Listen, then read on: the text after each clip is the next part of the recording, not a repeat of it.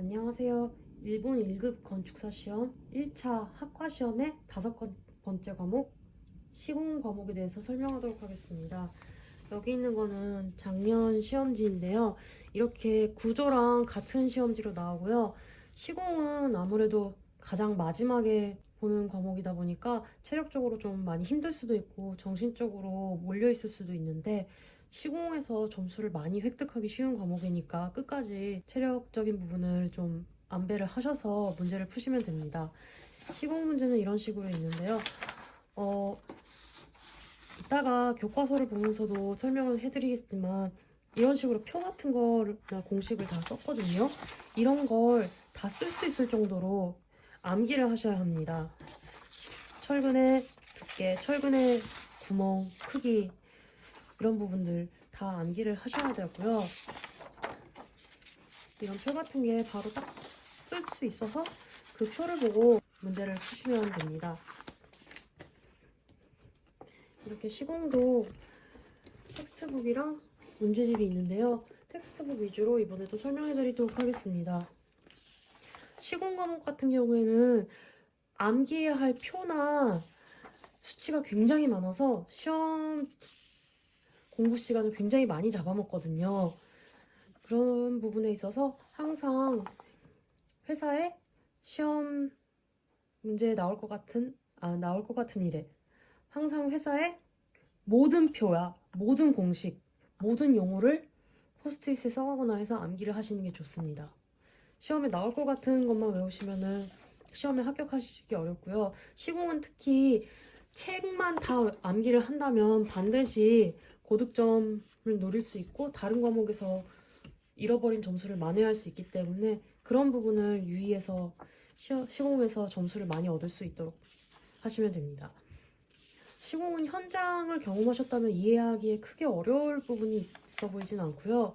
그럼에도 불구하고 처음이신 분들은 낯설 거예요. 근데 시공 과목 같은 경우에는 아무리 낯선 내용들이 나와도 그 내용이 시험에 그대로 나옵니다. 시공에서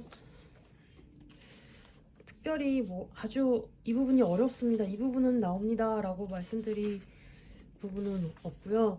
모든 표를 암기를 하시면 됩니다. 그냥 정말 모든 표, 모든 수치 이런 부분을 다 암기를 하셔야 되고요. 이게 부목을 2개 되는지 3개 되는지 다 항목이 다르거든요. 이걸 3개까지 되는데 2개만 된다라는 지문이 나왔을 때 2개를 선택하시면 틀리게 되니까 그런 부분을 유의하시면 됩니다. 특히 이 제출처 부분 같은 경우에는 시공책 중에서 굉장히 초반부에 나오거든요.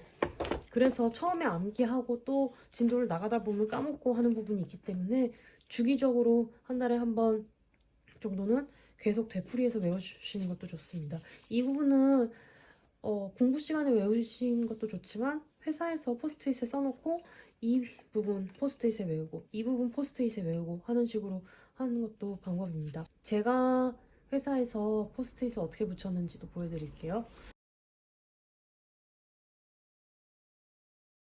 시공에서는 그냥 정말로 건물을 짓는 순서대로 집안 조사부터 기초 작업, 가설 공사, 그리고 뭐 철근, 철골, 콘크리트 작업 이런 식으로 계속 진도를 나가는데요. 이해하기에 어려운 부분은 다른 과목들과 달리 거의 없다고 보시면 되고요. 다만 정말 하나하나 헷갈리면 안 되고 뭐가 무엇인지 이런 표 하나하나의 수치가 어떻게 되는지 암기를 하시면서 넘어가시면 됩니다. 철근 공사. 철근 공사에서 이런 표는 정말 당연히 다 외워야 되는 거고요. 당연히 이런 표 같은 것도 당연히 나오고 또 놓치기 쉬운 부분이 이런 부분, 예외가 있는 부분 그런 것도 당연히 다 외우셔야 되는 거고 이런 큰 표, 비슷하게 생긴 표들 이 큰 표 자체를 하나를 외우는 건 문제가 크게 없어요. 근데 비슷하게 생긴 표가 나오죠. 또 비슷한 표가 나오죠. 이런 거를 헷갈리시지 않게 외우는 것도 중요합니다. 이 부분도 자주 나오는 부분인 거 아시죠? 사실 어디가 자주 나오고 어디가 자주 안 나온다 말씀드리기도 힘들어요. 왜냐면은 모든 수치가 다 시험 문제에 나올 수 있는 수치이고 모든 표가 시험 문제에 나올 수 있는 표라고 보시면 됩니다.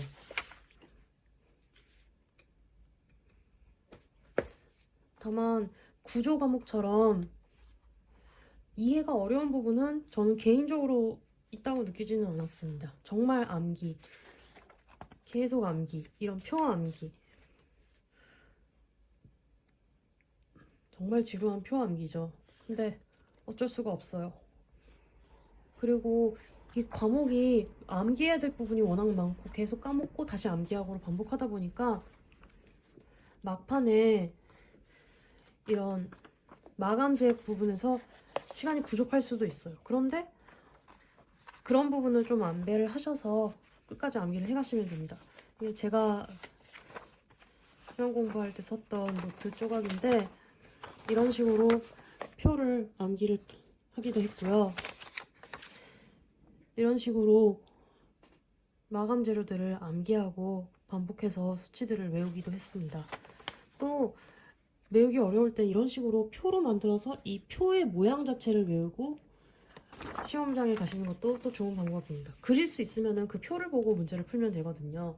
그리고 이 청구 약관 부분, 이 부분도 워낙 내용이 길고 좀 한 문제밖에 안 되니까 약간 생략을 하려고 하시는 분도 계실 텐데요. 아니, 사실 제가 그랬거든요.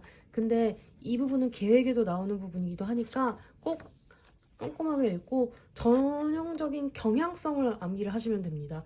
어떤 사람이 어떤 책임을 지는지 주로 그런 것들을 좀 알고 이런 경우에 어떤지 이런 것들을 내가 법적으로 어떤 분쟁에 휘말렸는지 좀 상상을 해보면서 암기를 하시는 것도 좋을 것 같고요.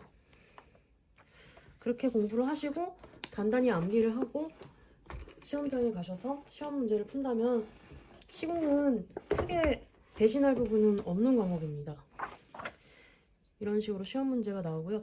다만 당연한 말이지만 문제집을 한 단원마다 풀면서 시험 유형이 어떤 식으로 나온지 정도를 이런 식으로 그림이 어떤 게 틀렸는지 골라보세요. 이런 식으로 나온다라는 것을 좀 이해하시고 시험장에 가시면은 충분할 것 같습니다. 이상입니다.